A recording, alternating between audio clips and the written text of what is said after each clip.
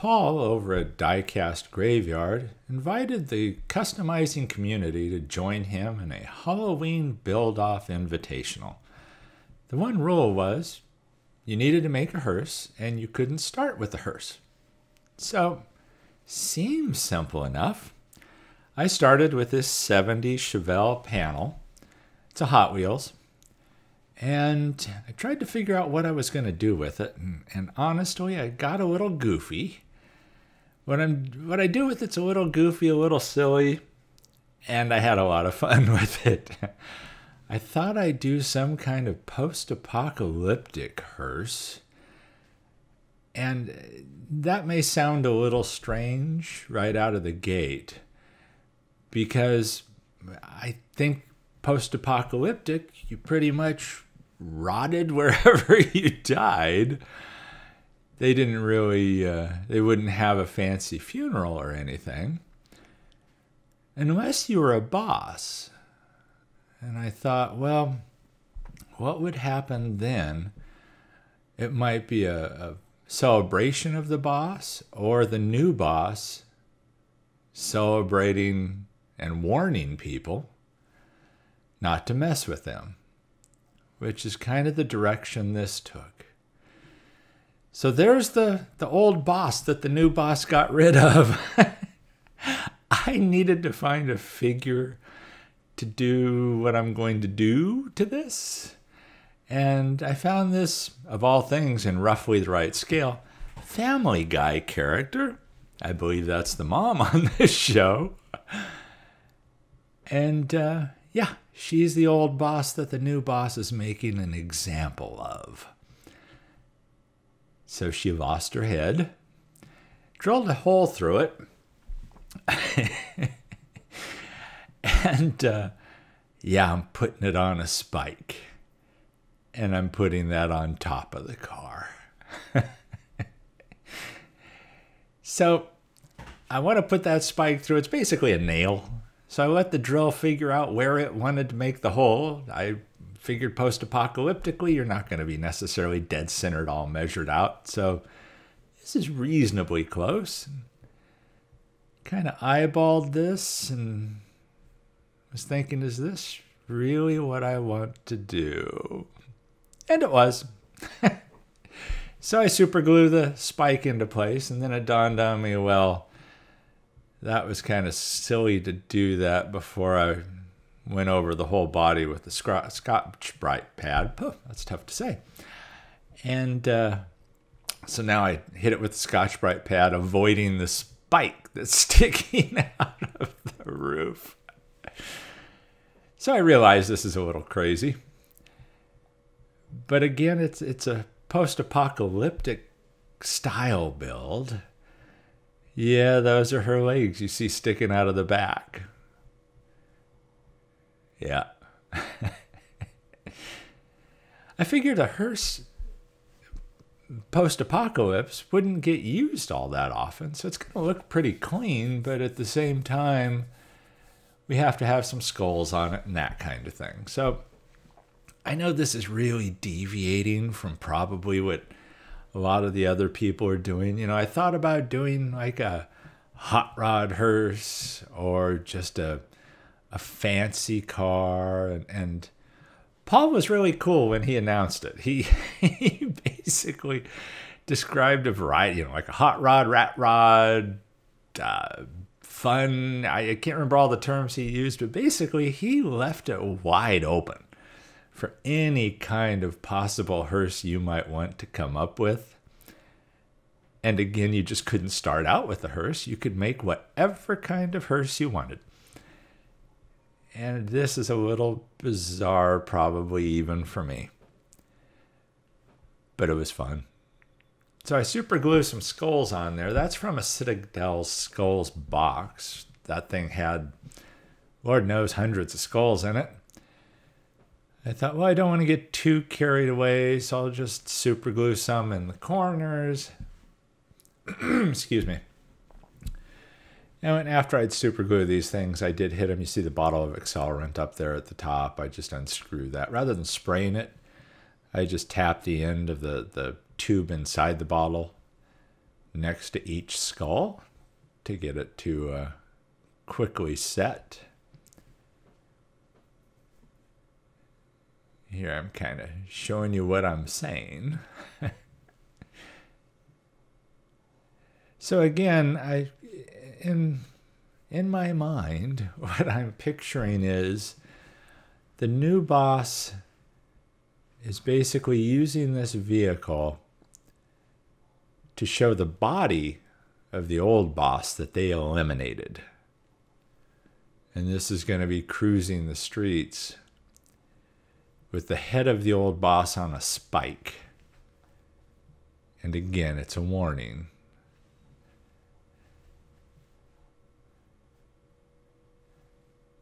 I didn't see this as something being used by everybody post-apocalypse.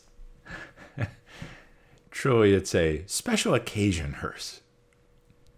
It's very different from the hearse I did last year, which was based on a bone shaker. And last year I even did a flower car to go with it, some odds and ends like that. And so hopefully you saw that one. If not, you might want to go back and check out that video. I hit it with flat black. That's Army Painter Primer black. And then the skulls I'm hitting with the Sharpie gold. Thought about doing them silver. Then I thought, no, gold seems more elaborate. I'd like to take a minute here to say be sure and check out Paul's page, Diecast Graveyard. I'll put a link to it in the description to this video. And I'm sure he'll have a listing of all of the other builders in this. It's my understanding that quite a few people are participating. So this should be something fun for Halloween that everybody can check out and see the wide variety of builds that are out there. All of us have our own imaginations, and some of us are probably a little more scary than some of the rest of us. But this one definitely took kind of a bizarre turn. Honestly, I fumbled around with ideas for this. I wasn't quite sure what direction I would go. And then when I hit the kind of post-apocalyptic theme and the head on the spike, rest is history from there. Decided on red headlights, so I hit it with the Citadel paint. I do enjoy the Citadel paints. I do also use some Army Painter paint. As I mentioned before, I used the Army Painter Black Primer. I've been using the Army Painter primers now for a little while, and they've been pretty successful, even when I've used them in some of these post-apocalyptic style builds as the actual paint, rather than putting a paint coat over them.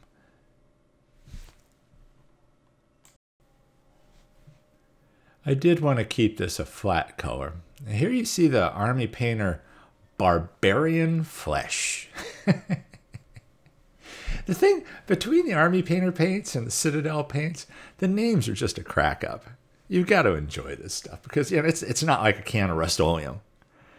They have, Citadel is very creative in their names. Even the Army Painter paints aren't as creative name-wise, at least from what I've seen. So I thought, well, let's use Barbarian Flesh for the face on the former boss. And I did hit the tip of the spike with some silver there. I do end up keeping this flat black color. Once all of the detail is done on this, I do go over it with a Rust-Oleum matte clear. But we have to get to that point first. And under the spike and under the boss's neck, well, it was still a little fresh when they threw it on the spike. So yeah, there's a little blood under the spike, and yeah. What can I say? I'm having fun with this thing. I realize this is incredibly silly and bizarre, but hey, hopefully you laugh at this when it's done. So I thought I'd try and simulate jeans. Lord knows what a former boss would have been wearing post-apocalypse. I didn't picture slacks, fancy slacks or anything like that. So I'm just using, again, some of the Army Painter paints in this case. I think I mixed a white and a blue, if I remember right. I don't believe this was the straight blue paint. And so I'm trying to simulate jeans in this case. And I did use the Gundam marker, fine line marker, to then draw down between the legs to give them some separation. I did keep the shoes black, but then I even hit the bottoms, the leather soles of the shoes, with some brown to make them look a little worn. I think you'll be able to see this. Also, under the head, you look there, you see the red. There wasn't enough blood. I actually had some more blood to it. All metal base on this. It's an all metal body, all metal base. So I masked off the Real Rider rims. And at that point, I hit it with some Rust-Oleum metallic flat soft iron spray. That's after being sprayed there. I wanted it to be dark, but not black. And then I was just adding a little bit of detail here. And I do end up putting the Real Rider tires back on.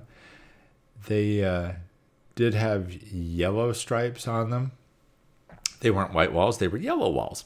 And I do just flip them inside out, so they're just black wall tires that you see at the end.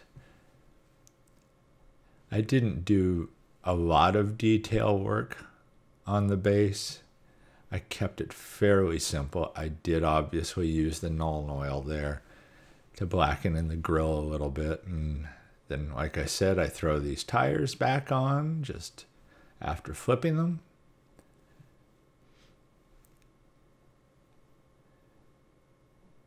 And rolls like a champ, like it did before.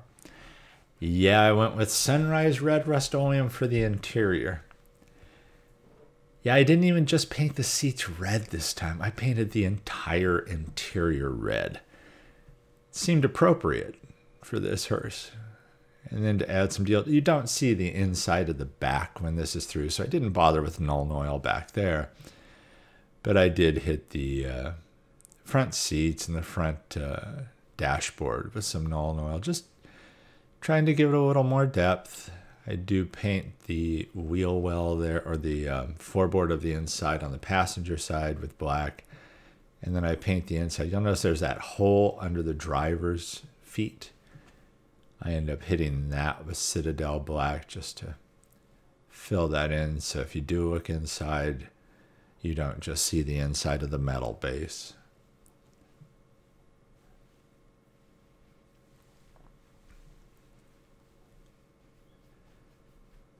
And then finally, to give the body, like I said, I leave it flat black.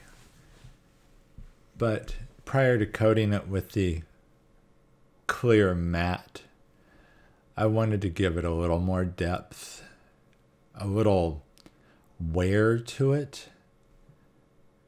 Again, even though I don't see this as a vehicle that's used often, it is more of a special occasion, a ceremonial use of this vehicle. Yeah, that head looks kind of funny on there, doesn't it? It almost, I don't know why I picture Charlie Brown's head up there for some reason. Anyhow, I go over it with the silver and the goldish weathering powders by Tamiya. Again, just trying to give it a little more depth, a little more detail. Not so it's just super flat black, but to give a little more, I don't know, perspective to it, a little more depth, again, to the paint. And so I don't get too carried away with it. Again, once, and I did use it on the skulls and on the skull on the front with the horns and everything. I did not use the powders on the cadaver's head or the cadaver's legs. But again, once this was done, I did go over it with the flat clear just to seal it.